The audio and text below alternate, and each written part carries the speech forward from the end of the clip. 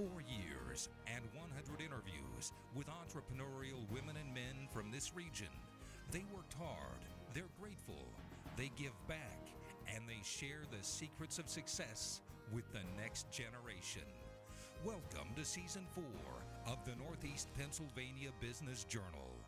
We've done over 100 interviews during 4 years of the Northeast Pennsylvania Business Journal, and many of you tell us they just keep getting better. Now we'd like you to meet a remarkable Luzerne County man who owns and regularly travels to construction sites around the world. And here at home, Marcellus Shale has multiplied his success. Scott Linde is president and CEO of a family company now in its third generation. I'm a Honesdale farm boy that liked equipment, that ended up coming back to the valley and creating a construction company that's fun to run and growing. Are you an LBMG? Help me.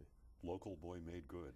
I don't know. I mean, economically, I've done good. I've had a good life. So yes, I'd have to say I'm certainly enjoying it and feel I've done well. Oh, you're modest. Well, but I feel good. But you aspire to have 500 employees. I read that here. Yes, yes. You have 300 now, I think. We have 300 direct employees, and quite honestly, with the subcontractors and the way that construction works, we probably, our family is close to that at most times anyway now. Would your grandfather have believed the Linde enterprises we're surrounded by today? I would say no. He was a miner who during World War II actually got a break and opened a little strippings and made a few dollars. Strippings with the coal strippings to be able to produce coal for the war effort, and it came back. The coal had broken off after World War I, and we had oil, but during World War II the market came back, my grandfather being a miner from Archbold. So he was from Archbold and then went down into the southern coal fields and worked for 3 or 4 years. But immediately after the war, my grandfather had emphysema, moved over to Honesdale. He got emphysema in that. Was that coal dust? It was coal dust. It's funny, there's an argument about that, whether it's rock dust or coal dust, 'cause coal dust won't do it, but rock dust will. One's carbon. Spent 3 to 4 years down in the mines. And oh, no, well, many years before World War II he was in the mines. Okay. Yeah. And but that was the business of the time. At that time, and they came over, and so he was happy. I didn't know him all that well. I wasn't born until '49, and by that time he had emphysema. We'd moved to Honesdale, but he left a legacy for us. He moved to Honesdale from Archbold? Basically, after the war, there was no work, so my grandmother was from Honesdale, so they moved back to her little farm a mile outside of Honesdale, and he didn't really do anything. He left a couple of old cable machines around that we didn't realize. Let's go back to grandfather. He has obviously an entrepreneurial instinct. Oh, he had a survival instinct, that's for sure. There's a difference, isn't there? Yeah, I think at that time. But he did. He from what I understand of Gigi, I guess we used to call him, or something like that. Gigi? Yeah, that was what my sister would call him and stuff. But very, very strong, proud man. But like I say, had emphysema by the time I knew him. But my father. Did he have emphysema when he started his business? Yes, I think so. That was C. Linde and Son. C. Linde and Son, yes. What did the C stand for? Just Clarence, actually, was his name. Okay. And I hate to admit it, but he put the company together while my father was off at World War II as a pilot in the States. But he made the Or Sons, he always tells us, for tax reasons. He was ahead of his time, wasn't he? Yeah, you know what I mean? And when my dad came back thinking that there would be a business, there wasn't a business. And but that actually transpired very nicely to my father using the skills he learned in World War II, which were flying. All right, let's stay with grandfather for a minute. Your dad comes back from the Second World War and finds it isn't a business? No, it isn't. As soon as the war stopped, they canceled all contracts for any most coal. of it was government contracts? They were government contracts so that you could produce, you know, and I can imagine they really, reduced even environmental rules at that time to produce coal. And so it was the end of the coal era. grandfather that was it. But he had made some money, so he went over to Honesdale, where my grandmother was, and took an old farm and put all his money in it. And kept a few pieces of equipment, if I remember correctly. Okay, so now we're to Dad. Yeah. Dad comes, and Dad's name? Dad's name was Claire. He never really liked the name, but he didn't know why my grandfather gave him that. But we call him C.W. because his name was Claire Ward Linde. C.W. All right, he comes back from the Second World War. He is a trainer, pilot trainer in Texas. He was an instructor for the Air Force in all their planes. I think you were telling me there were more planes that crashed in Texas. He always said they crash more planes in the States training the young people than they did overseas, but I don't think that can be verified. That's a good quip, but I don't. All right, so he serves in Texas, and Second World War ends. He's out of the military, comes back home.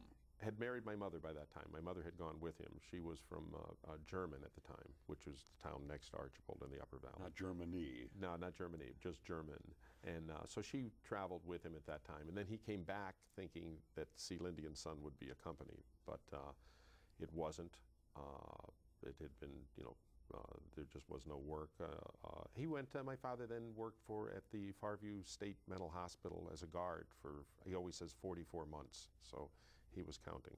Yeah, wasn't that pleasant, the work? It wasn't that pleasant. It's right outside of Honesdale. It was a criminally insane hospital at the time. Right. So I tell stories about 2 guards for every ward, and there was 40 or 50 men in a ward. So it was run a lot different than hospitals now, I would assume. 44 months pass, and then what happens? 44 months pass, and I think he read in the paper that they were starting an airline, which was Rickenbauer, Eddie Rickenbacker. See, I knew I would get that wrong. But anyway, he started Eastern Airlines. Yes, and, indeed. My father drove in 4 hours to New York and how was he hired? Was it easy to get hired? At that time, he tells a story that he was easy to get hired. He had a problem. He was 30 years old, and at first they said that that's too old. But a few people dropped out, and they called him on the phone, and he went back in, and he'd already had most of the training back then, so probably within 3 or 4 months he was flying for Eastern Airlines. And what was he flying? Oh, they started off with probably DC-7s, I would think, at that time. Prop 6 or planes. 7s. Prop planes with engineers, and they'd go less than 15,000 feet, bounce through with no radar. He always kidded after that. My brother and I both got our pilot's license, and we would get in these $6,700 planes, and we'd have better instrumentation than he had when the GPSs came out flying to Florida or Puerto Rico. And those were the routes he flew. They up and down the East Coast. The furthest we would go with him sometimes would be Mexico City. They actually went to as a one thing, but usually up and down the coast. They also had a shuttle. He would go and stay overnight down at the crew rooms. And the shuttle was set up that every hour they guaranteed you to go from New York to either Boston or Washington. And if the plane filled up, they'd pull a whole other plane out. They'd really give you meals and $100 and tell you to wait for the Not hour. pretzels, but they would if you demanded to go, they would pull another plane out for you. I see. Well, I guess we should get to Linde Enterprises. Dad's obviously a pilot, probably a very interesting life. What influence did he have on what we now know as Linde Enterprises? Linde Enterprises, my father really started. He started because he wanted his 2 sons and later on his daughter to be in a family business. He always wanted that to happen. So he incorporated the few old pieces my grandfather had left around. And which were like what?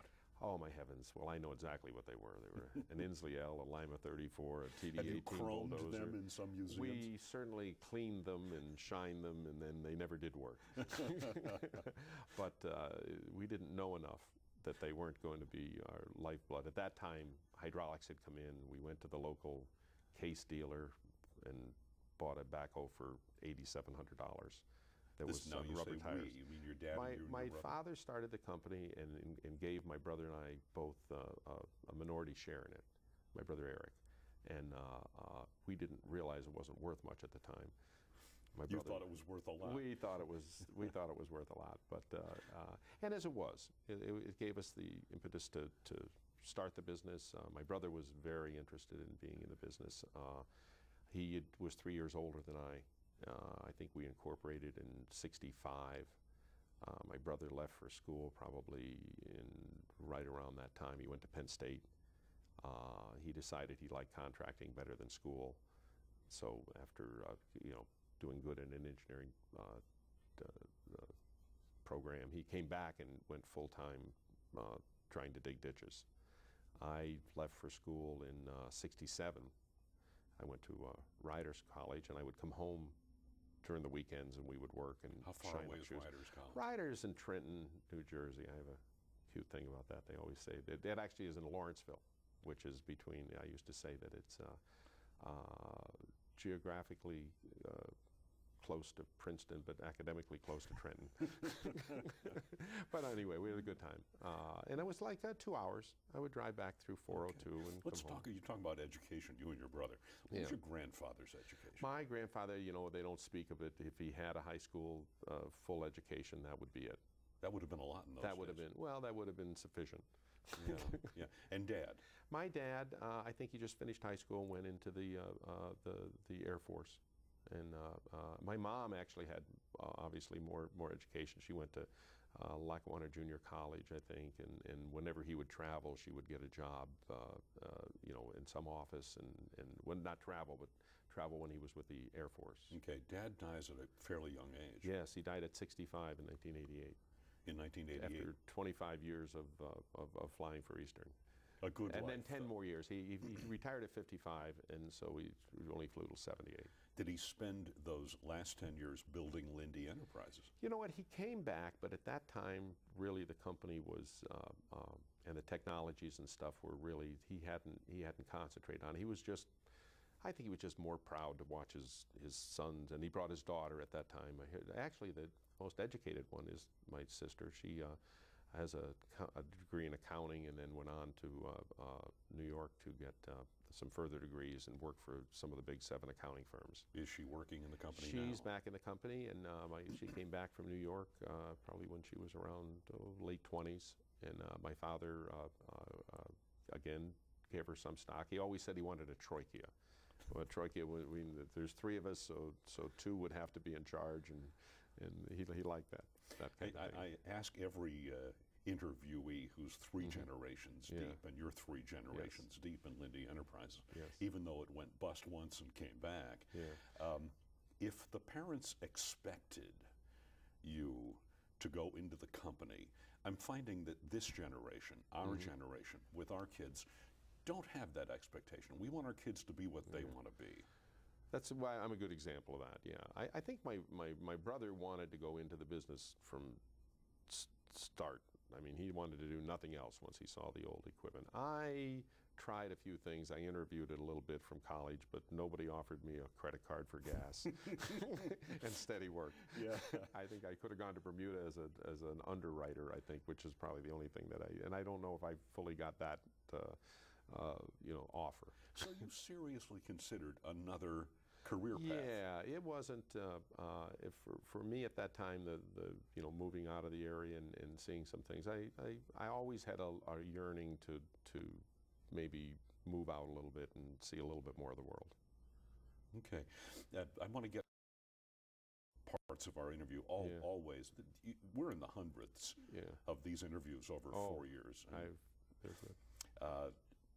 Young people watch. They're looking for models. Young people, particularly aspiring to be business people, particularly entrepreneurs. And we have learned that these people watching measure themselves and their potential to be successful as entrepreneurs by the people they see in these interviews. What are the messages of your life that you would say to your own kids, but on a broader sense, young people watching? Oh, just find something you like to do, and don't differentiate between work and your life. Find something that the 2 meld with, and then it gets easy. And has that been true of you? Oh yes,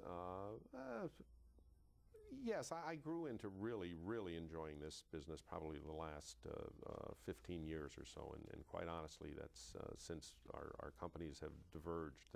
My brother was married early, had a full family. I was just starting a family I didn't marry till I was 43 for the first time. Good for you. Yeah, and now immediately have two children. But we were almost a generation apart, and his children were coming up and wanted to go into business, so we split up at that point. And we had been working in the islands, but my brother had been we'd worked for the USAID down in Antigua. What's down in the USA? Caribbean. USA Agency for International Development. Okay. We were putting water systems in because at the time, I don't want to get too boring, but Grenada was there and they were pumping money into the Okay, and we're going to Caribbean. walk through the stages of your business, but But- back to the advice for young people: do what you I'm love. sorry.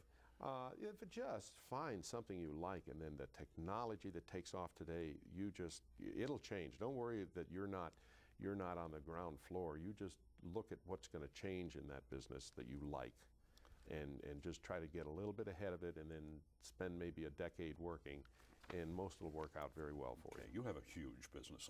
Let's establish some credentials here.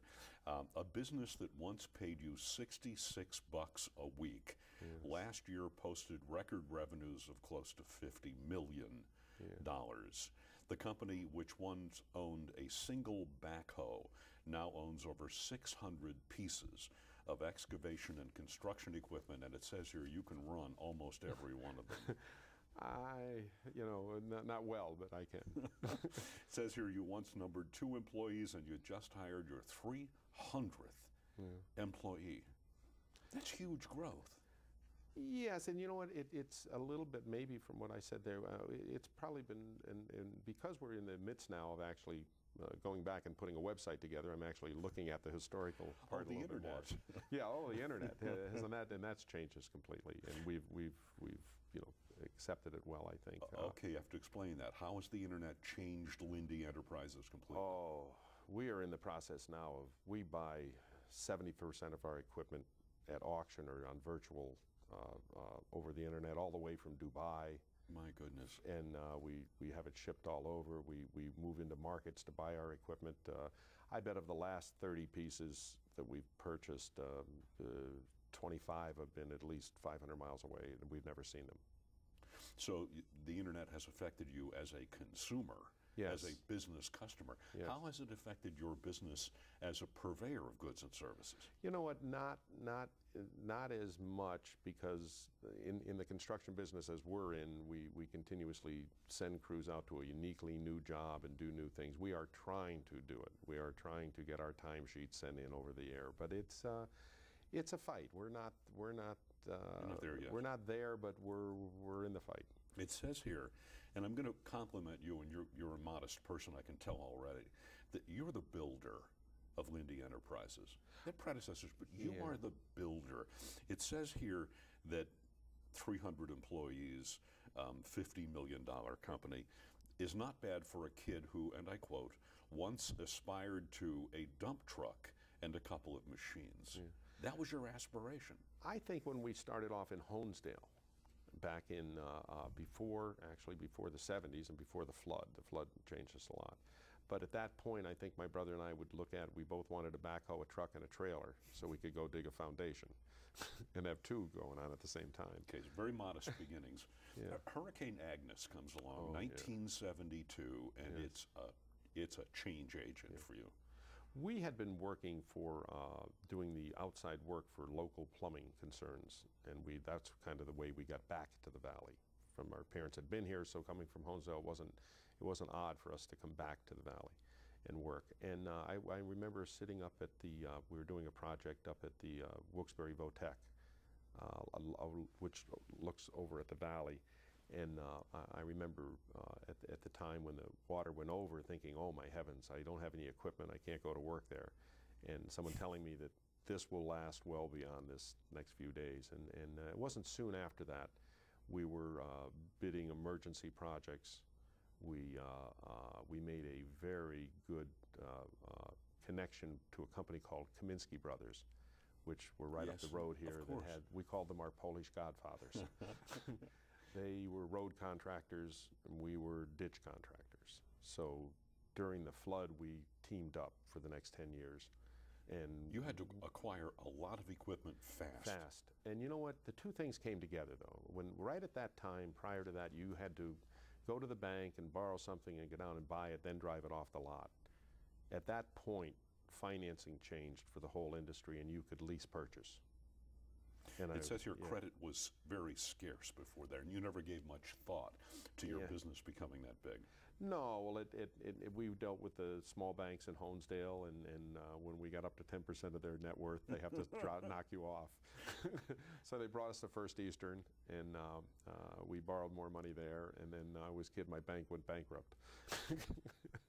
But it's been, the credit's not, since the 70s, the credit's gotten a lot easier for someone who, in this business, the manufacturers started financing their equipment. Up to that point, credit was very difficult to grow. But in the 70s, anyone who consistently paid their bills could get equipment. The availability of credit was not directly related to the flood. It was a coincidence? It was a coincidence of, it wasn't just local here. It just came together that at that point the economies were moving. The manufacturers went into financing their own equipment, and that we've taken advantage of, and 0% interest and all kinds of things. All right, so the flood happens, builds just Linde gives us Enterprises. 10 years of unthought. It says here, but market. in the construction industry, nothing lasts forever. So the flood bonanza, if you will, begins to fade. What happens to Linde Enterprises? Well, we hunker down. And by that time we had, two things happen in a market like that. One is that the first few years, the better the prices, after about in the middle of a cycle, you get, in America that moves very quickly, you get a lot of competition. And towards the end of it, you have too much supply for demand, and you're all working for nothing. So you have to change. And we moved into, at that point, working for utilities. We were the blanket contractor for both the water and the gas. When they were one, they broke into about 5 different companies, and we continued to supply labor and equipment on service basis to utilities. It says here the Clean Water Act had a major impact on you. Right at the end of the 70s, all of a sudden we decided you really shouldn't be able to light your rivers.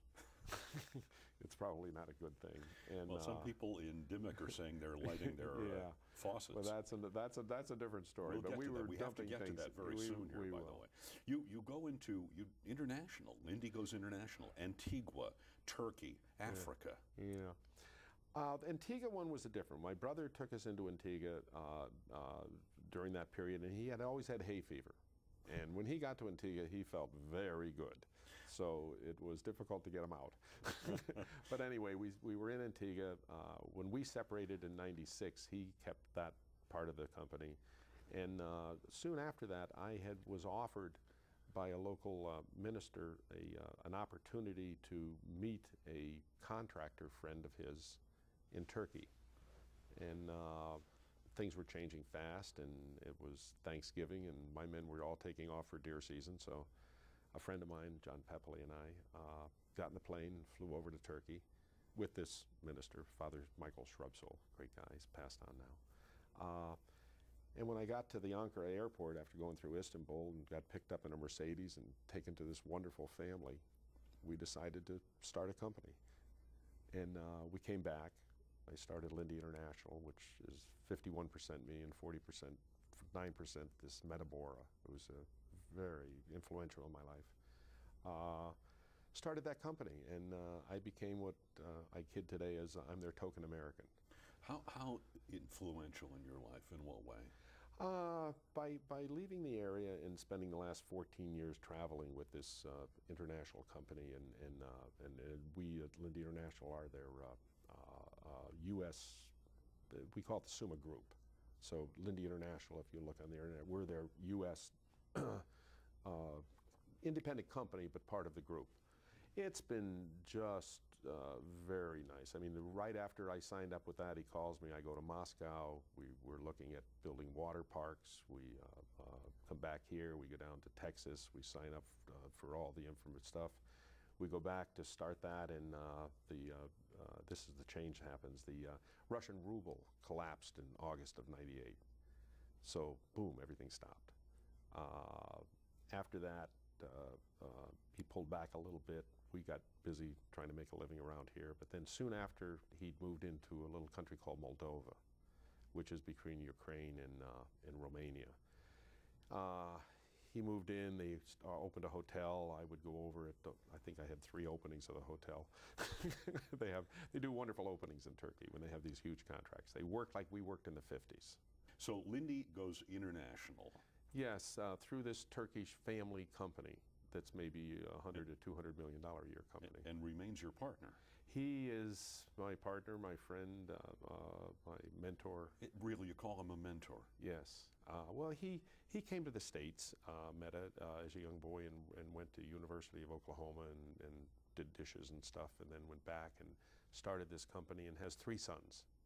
He's 10 years older than I met, and he has 3 sons, Salem, Fateh, and Sinan. And so I've kind of, because I was younger, I've kind of now working with all the sons. We've come back after what we did in Moldova. In fact, we've just finished a hospital we built there, a private hospital. In Moldova.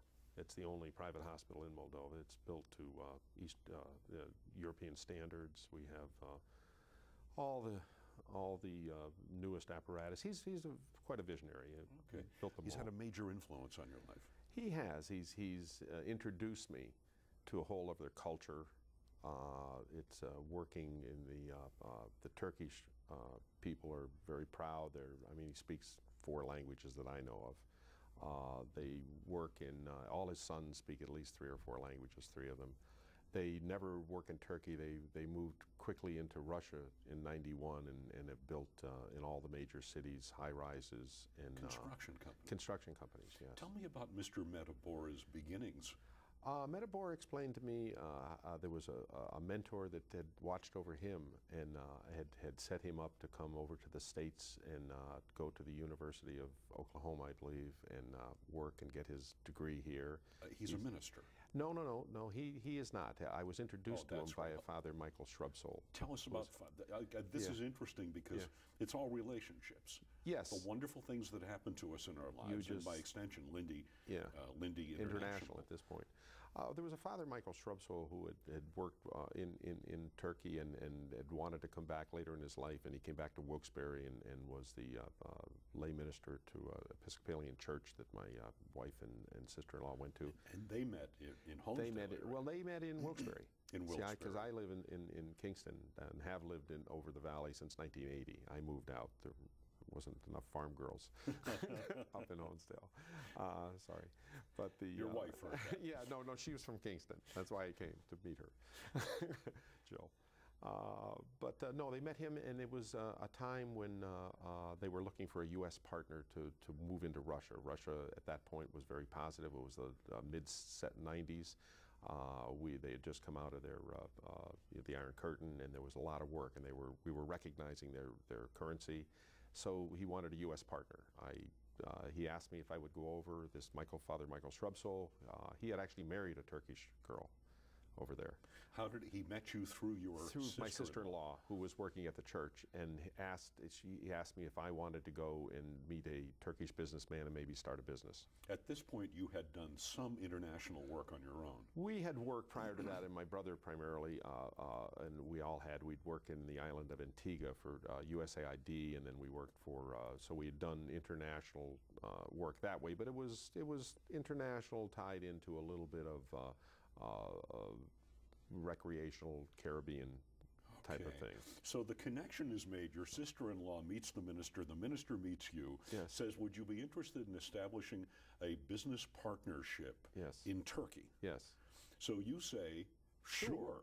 I say, when do you want to go? And tell us how it goes from there. It does very well. We went over, land in Istanbul, go to Istanbul, go another 2-hour flight into the center of the country, which is Ankara, which is their capital. Picked up, there's 2 different groups over there. I mean, they're so cosmopolitan. Everything's handled in English. I'm not a good linguist, whatever it is. Linguist. Linguist, yeah, sorry about that. And they could tell. And but everything is handled in English as far as business. They adopted me very quickly. We set up the company. I'm 51% owner. Mr. Metabor is 49%. Well, can you explain to my audience why you would be 51 and he 49? You'd want to be 51% so that we are a U.S.-based company. As part of the SUMA group, they have SUMA Russia, SUMA Romania, SUMA Libya. Is that equally advantageous to the minority owner? No, Meta completely trusts. He completely trusts what we will do as 51%. They do business over there like we used to do business here without lawyers. What does that mean, without lawyers? Without lawyers, on total trust. They don't do business with you till they know you, and then it's trust. If you nut someone up, in Russia, no one uses lawyers. They either, do something physical to you, or they just walk away. All right, tell us about Mr. Metabora. Just a wonderful person who has influenced me, who somewhat adopted me as his either younger brother or something like that. 10 years younger, I think. He's 10 years older than I am. He's in his 70s, but he has 3 sons, and so I'm now working with all 3 sons, and they've all got one son's handling Russia, one son's handling Africa, we're working in Libya. We just came back from 2 weeks. Yes, I was in Libya since '97. Been there many times. We'd sent quite a bit of equipment in. They built several hundred. They had 1,000 people working in Libya when when the outbreak came. In fact, we have a hotel there, which is meaning the SUMA group does. Linde International is part of it, but we're not investors in that. How do you distinguish between the SUMA group you're not investing in and the 51% that you own? What are the different companies? Well, they're all SUMA companies will have, when they move into a country, they'll become a SUMA Libya, SUMA, whatever it is. And Linde International does for them whatever they want, or if they need materials. We've shipped things into Iraq from here. We've shipped when they were buying things, they would get contracts. We would load up the containers here and send them to them, but it's all on trust. Remarkable. That is remarkable. Yeah, you don't really sign a lot of stuff and everybody pays. Wow. You never miss it. They're right on the money. And that's just how you do business. That's had to give you a new perspective, I imagine, on American business. Yeah, well, it was kind of how it might have happened back in the 50s and 60s here. Yes, that's why it's been, and to see what they can build over there. When they just moved into Equatorial Guinea, that they didn't even know about the project. I was sitting in actually Tripoli, Libya, when they got the call, December 22nd.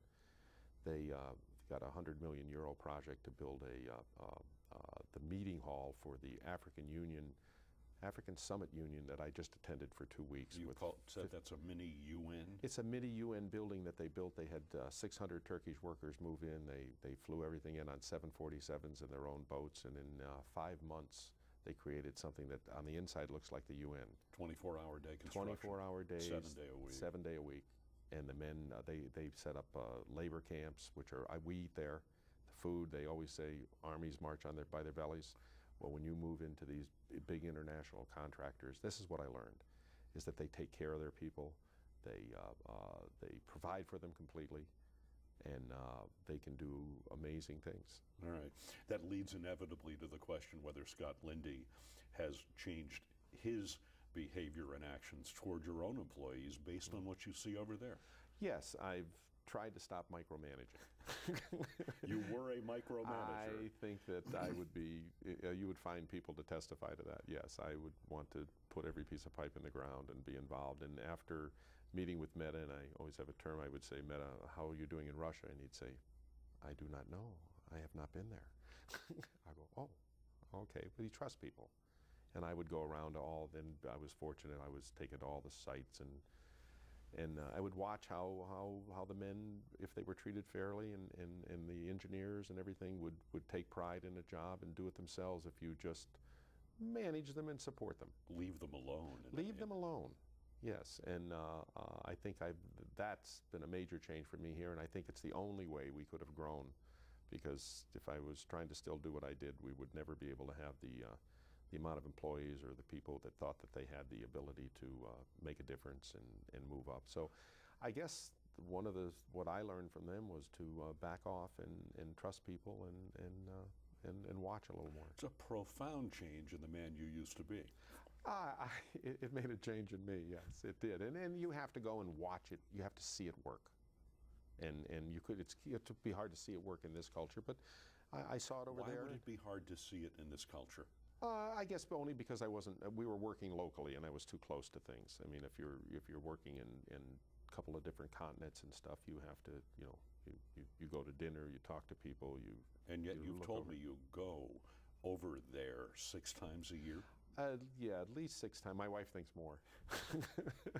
And a lot of times we don't know when I'm going because they really schedule 2 and 3 and 4 days ahead. My goodness. I just came back from a trip. I was 11 legs of the trip in 14 days. And why did you go?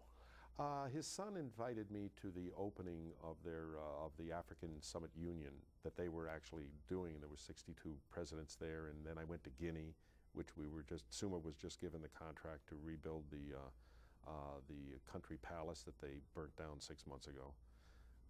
Is your function on these trips symbolic, or are you actually accommodating business? I accommodate business, but they really treat me better than I deserve. So, and I do get skipped at some meetings, and they do speak languages I don't know at some meetings. Have you learned any new languages? I have a joke that I think if I learn the languages, they won't take me anymore. They don't want you to understand. They don't want me to understand some of the things, which is fine. Everyone speaks English that I need to talk to. Are you shipping any of your northeastern Pennsylvania talent over there to do the work? No, we did that in Antigua. We sent lots of people in. Many people from this region went to Antigua to work on water projects and stuff, and quite honestly, we don't travel too well.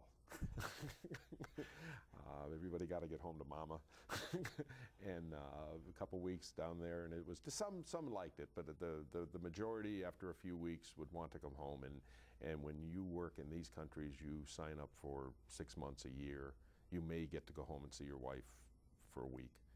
My goodness. But that's how they work it. What, therefore, is the impact on your northeastern Pennsylvania, your home, the people you know well, your employees here?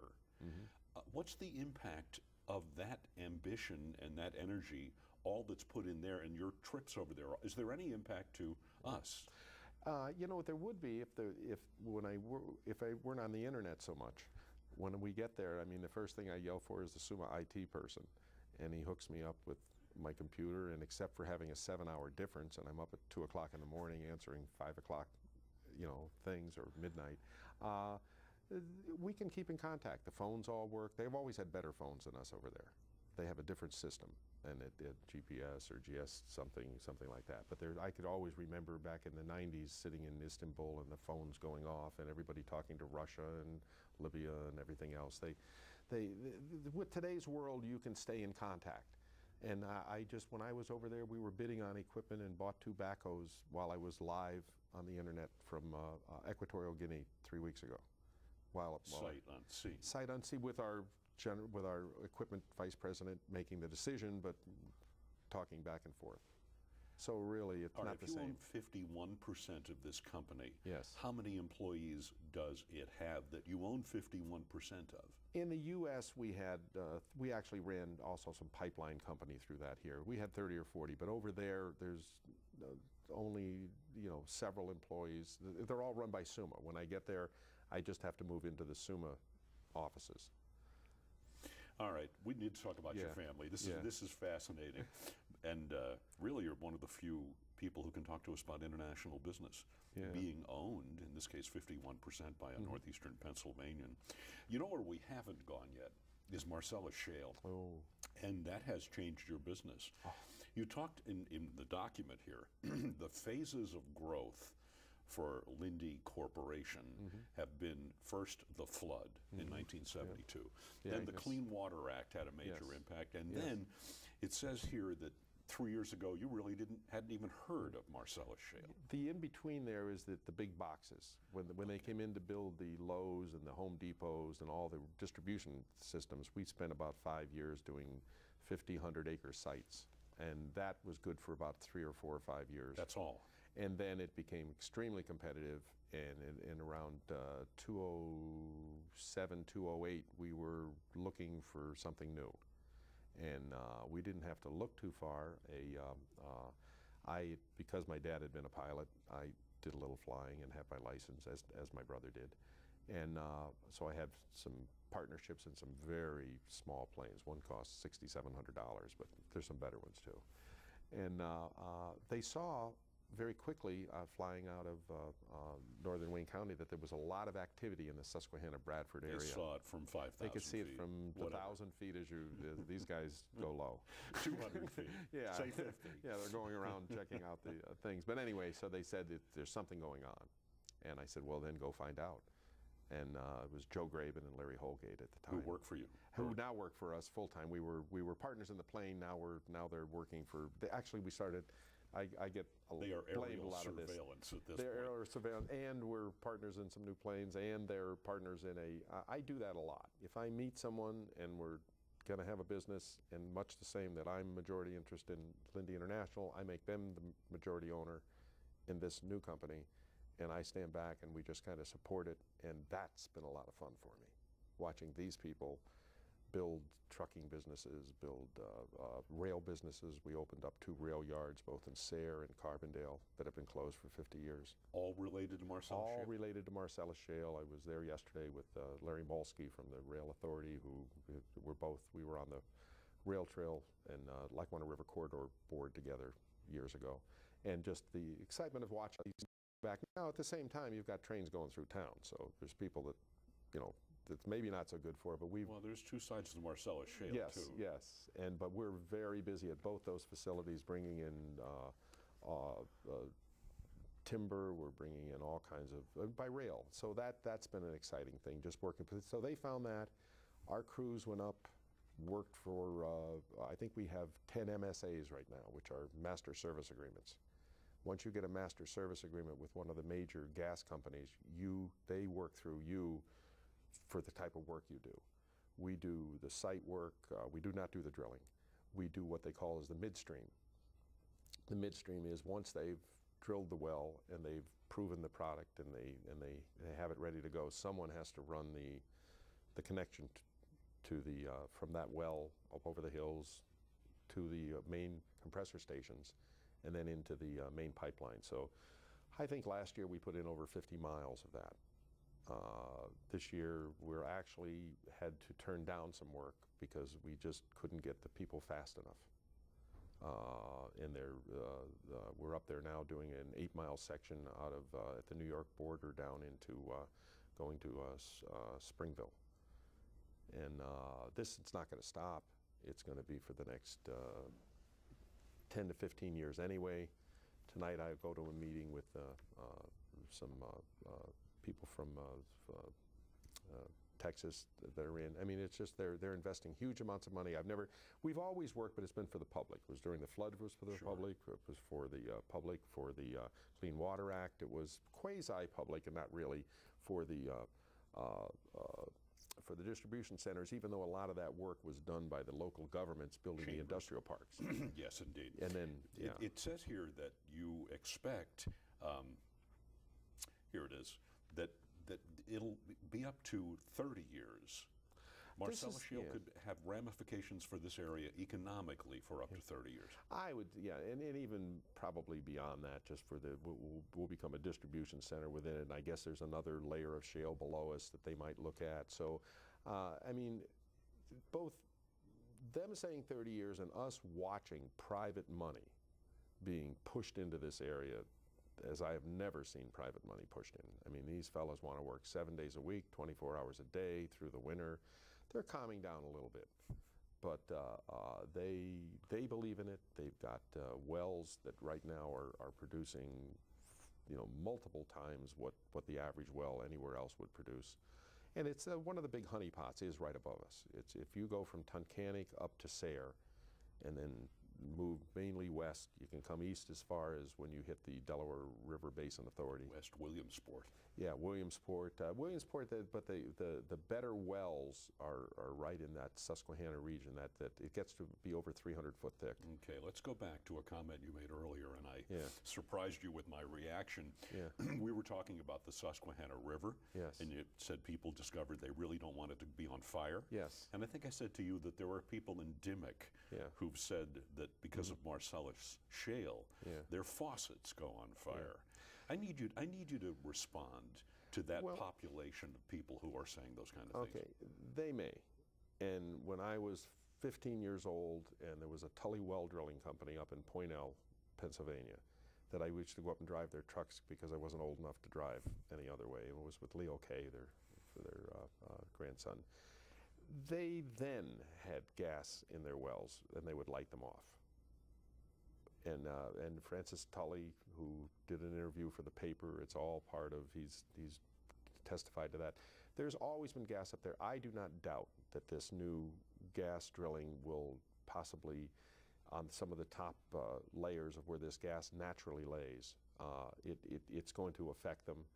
Also, I've been part of a pipeline that has nothing to do with drilling, that had to, for their own protection, they had to test all the water within X amount of feet, 1,500 feet, and they have come up with the majority of the wells pre-existing have a lot of these things in them. Pennsylvania has no rules for drilling wells. My well at my mother's house is 636 feet deep. I'm sure we drilled through some stuff. These people need to be regulated. They're willing to be regulated. And at the same time, I think there's enough money there they can fix the whole water system if people work with them. The water system is bad now.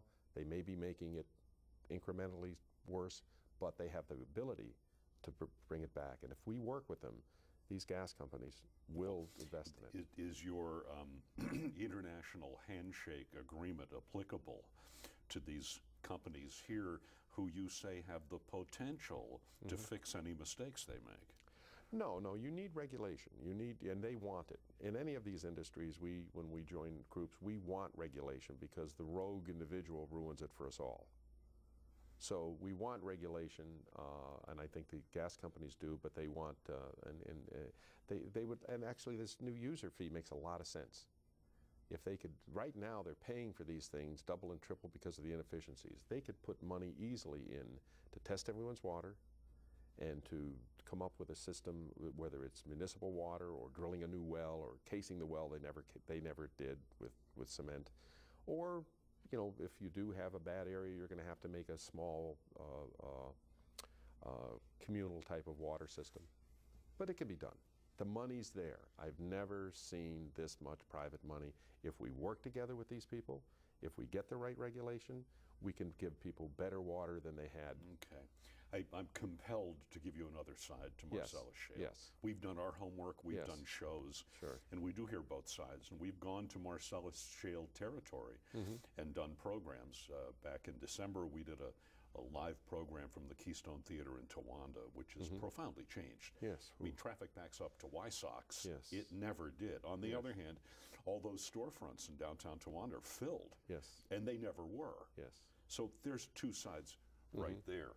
But like you said about the construction business, it never stands still, and you need to make progress.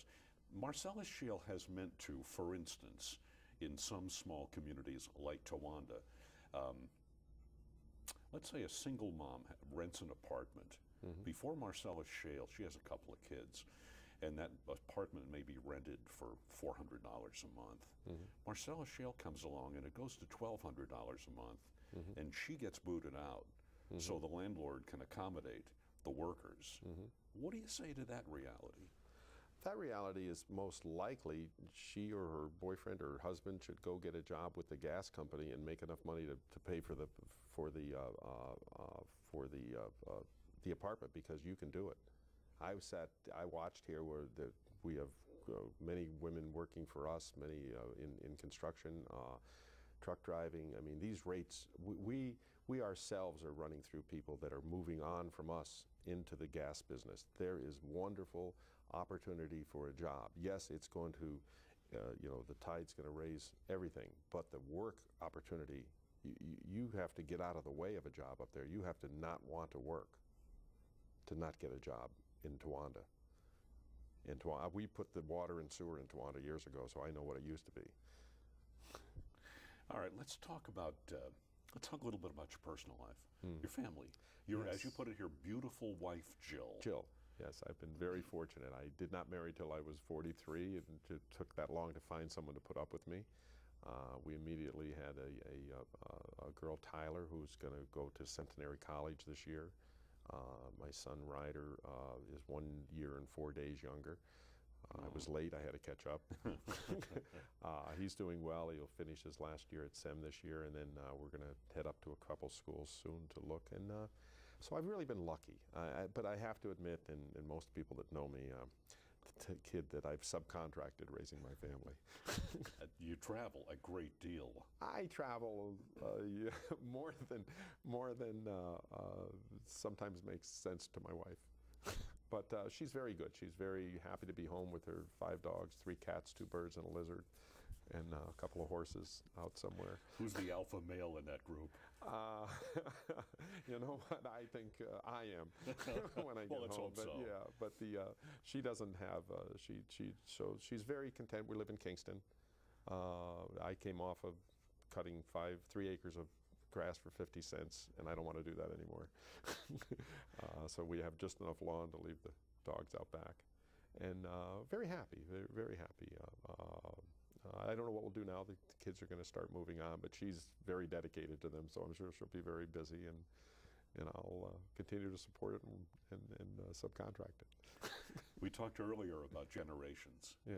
and how your father kind of expected you to come into the family business. You wrestled with that a little bit, but you ultimately did. And we talked about how our generation of dads and moms really don't impose an expectation on our kids. Do you have any career expectations for your kids? You know what? We really don't. And this is primarily with my wife's influence. She just wants them to do whatever they want to do, and I'm okay with that. My son is just stopping up the shop now, getting a little dirty because it's his best opportunity at a job. My daughter isn't doing that much right now. She's riding some horses, but really working at it. And so we don't. My son says he might want to be a history teacher, and that's fine with me. And if he wants to come in, it'll be there. I did take him to 2 weddings in Turkey, though, recently, that I think will probably alter his decision-making possibility. In what way do you hope or expect? I don't expect, I don't hope at all. I just, from a 17-year-old boy going over to magnificent weddings, both in Istanbul and in Chisinau, Moldova, he sees that This is there's probably some the potential. when he gets married, he's probably expecting you to do this. We're hoping not. We're hoping that part doesn't go on. They make very big events. I think there was 500 at one. I think the ambassador of the countries, a few came in. And but anyway, they're very. He's lucky enough to be able to see a possibility of international work. If it interests him, which he says it does now, I hope he goes. If he wants to be a history teacher, I hope he does that. What do you think he means by interest in international culture? Just you go there and you just meet interesting people and see, just because the language is different, but people are the same, and how much you can view what you're doing and look back and question what you're doing by watching a different culture, get the same results with a completely different set of how they go at it. And I think that taught me a lot of things, and it was. I've been fortunate to be able to give him that opportunity, again, through my partners. Has your daughter been? She hasn't gone that far. She got some kind of a horse sickness that my sister both had, and she has, and she's really stayed around here. She's riding, and again, she's going to a school in New Jersey where she could take her horse. So perfect. So she's doing that. There was a joke the other day. Some doctor said that they understood that. In fact, my son was there. That my daughter was going to be taking over the business. So she's a strong enough personality. There's no doubt about that. Wonderful. Let's go back to the history of the Linde family. Grandfather, Coal miner. Coal miner, you know, grandmother who had the farm in Honesdale, which he finally fell back onto. And your mom is still living? My mom is 86. She goes to Antigua for the winter. She still is over in Honesdale, and between all three sons, I go over on Sundays and take her to the New York Times. I try to get her a little bit more liberal. She's very conservative, but very sharp, very involved in the family, knows everyone's supposed to have 20, 30 birthdays to remember. Doesn't forget a thing. I'm hoping I get some longevity from that. All right, we have a couple minutes Yeah, sure. left in the show. Philanthropy. Yeah. You give back. We give back primarily through environmental areas. That's where we feel the most comfortable. I was on the original board of the Lackawanna River Corridor. I was on the board of the rail trail. In fact, we got involved very early with getting the first 33 miles of D&H rail bed from and helped build that up there. We actually have 10 miles of the O&W Railroad, which we have a rail trail on. So we concentrate on environmental. Now, who's we? We meaning our company or anything that I control or I influence. So we do other things. We dump the ducks every year, you know, things like that for the last 20 years. But primarily we're interested in really somewhat fixing up the mine scars of this area. Watching, it's a wonderful thing to do because you don't have any argument when you go to fix up a mine-scarred area next to 81. So that's been fun. So if there's philanthropy, it'll be towards the environment. Wonderful. You spend a good deal of your time out of this country, more than your wife would want you to. Yes. Having said that, and you having been exposed to people of a vastly different culture, much of what you deeply admire. Oh, yes.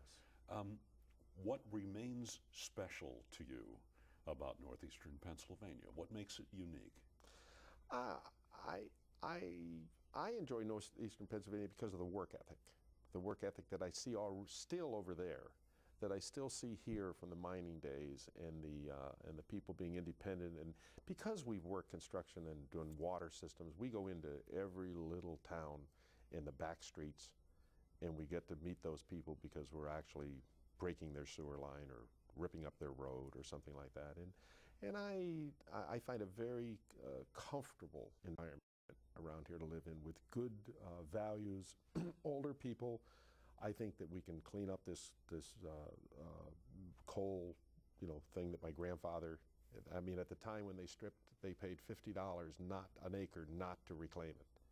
So no one reclaimed anything. So things need to be reclaimed. And then the weather's good.